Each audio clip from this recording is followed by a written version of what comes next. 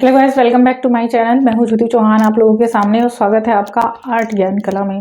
देख रहे हैं आप, क्योंकि आज मैं बताने जा रही हूं बहुत ही बढ़िया टेक्निक आप लोगों को। टेक्निक से क्वेश्चन क्योंकि आपका आना है, और लास्ट टाइम भी मैंने एक टेक्निक पढ़ाई थी टेम्परा, उसी टेम्परा टेक्निक को आज मैं फिर कंटिन्यू करने वाली हूँ। तो ध्यान से देखेंगे वीडियो बिना स्किप किए लास्ट तक। फिलहाल मैं बता देने वाली हूँ, मेरा ये जो बैच है चल रहा है, आप लोग ज्वाइन कर सकते हैं, और राजस्थान का बैच भी कंटिन्यू चल रहा है, तो आप लोग उसको भी ज्वाइन कर सकते हैं। ये बहुत ही रीजनेबल प्राइस में है, आप लोगों के सामने आप देख सकते हैं। इसके बाद चलिए मैं शुरू कराती हूँ बिना देर किए। आप लोगों की टेक्निक से जो क्वेश्चन आप लोगों का आने वाला है उस क्वेश्चन को हम लोग कर लेते हैं, ठीक है।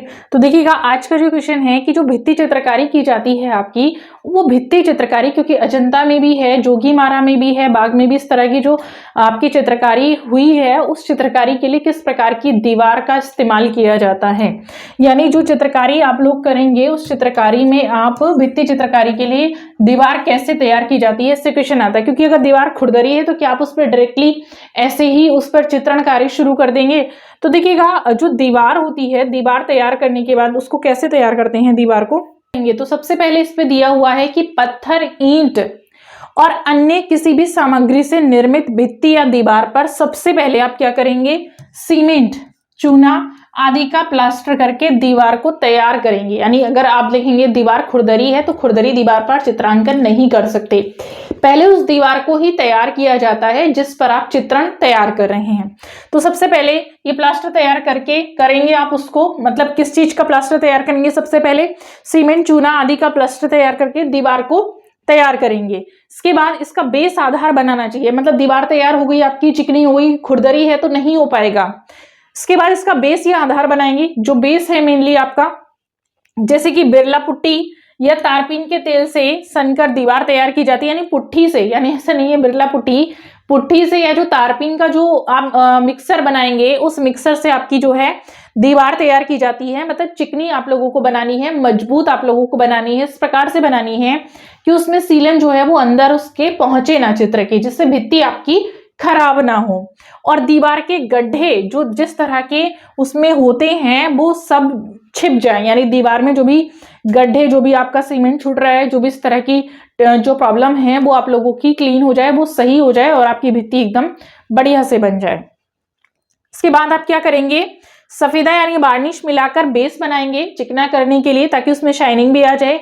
उसके बाद सूखने के बाद उसको रेगमार्क या पेपर से आप लोग घिसाई करेंगे। जो एक्स्ट्रा चीज होगी, जो ऐसी होगी जो झड़ने वाली होगी, वो झड़ जाएगी, वहीं पर निकल जाएगी।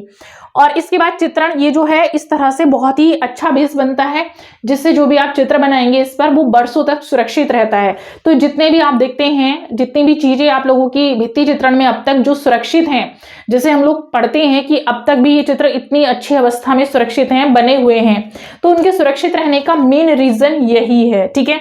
नेक्स्ट क्वेश्चन है आप लोगों का, क्योंकि इंपॉर्टेंट है, काष्ठ फलक क्या है। ये 3 क्वेश्चन है एक साथ मैंने रखे हैं। काष्ठ फलक क्या है, काष्ठ फलक के पोर को कैसे बंद कर सकते हैं, काष्ठ फलक पर चित्रकारी करने के लिए उसे कैसे तैयार किया जाता है, इनसे बहुत सारे क्वेश्चंस बनते हैं ऑप्शन दे के आपके। तो मैं यहाँ डिटेल करा रही हूँ, आपको काफी हेल्प हो जाएगी। तो देखिएगा, काष्ठ फलक क्या है, चित्रकारी के लिए काष्ठ फलक का इस्तेमाल किया जाता है, यानी वुडन पैनल की हम लोग बात कर रहे हैं। तो उसको कैसे तैयार करते हैं और उसमें जो होल होते हैं उसको आप कैसे बंद करेंगे, तो इस तरह से उस पर चित्रकारी करने के लिए आपको क्या करना होगा।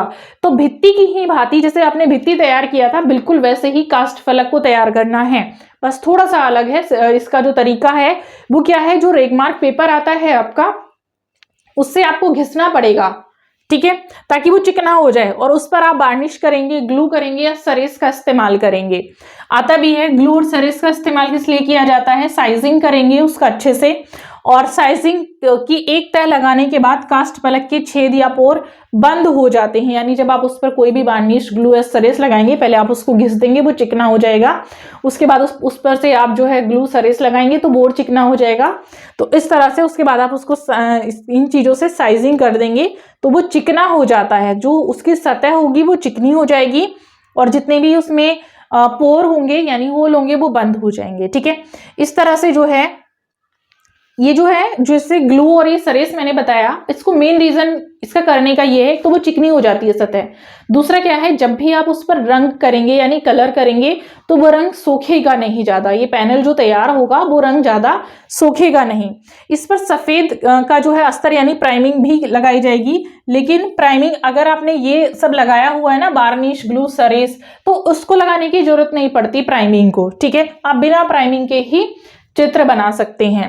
2 टेक्निक्स थी आज मैंने आप लोगों को बताई। कुछ लोगों का यहाँ पर क्वेश्चंस था कि मैं प्रीवियस ईयर के जितने भी आप लोगों के क्वेश्चंस पेपर हुए हैं उनको भी मैं कराऊं, तो मैं जल्दी ही नेक्स्ट वीडियो से शुरू करूंगी कि प्रीवियस ईयर के जो भी क्वेश्चंस पेपर अब तक आप लोगों के हुए हैं उनको मैं कराऊं। तो जल्दी ही एक नए क्वेश्चंस के साथ या एक नए प्रीवियस ईयर के क्वेश्चंस के साथ, क्वेश्चन पेपर के साथ हम लोग मिलेंगे नए वीडियो में। तब तक के लिए थैंक यू सो मच।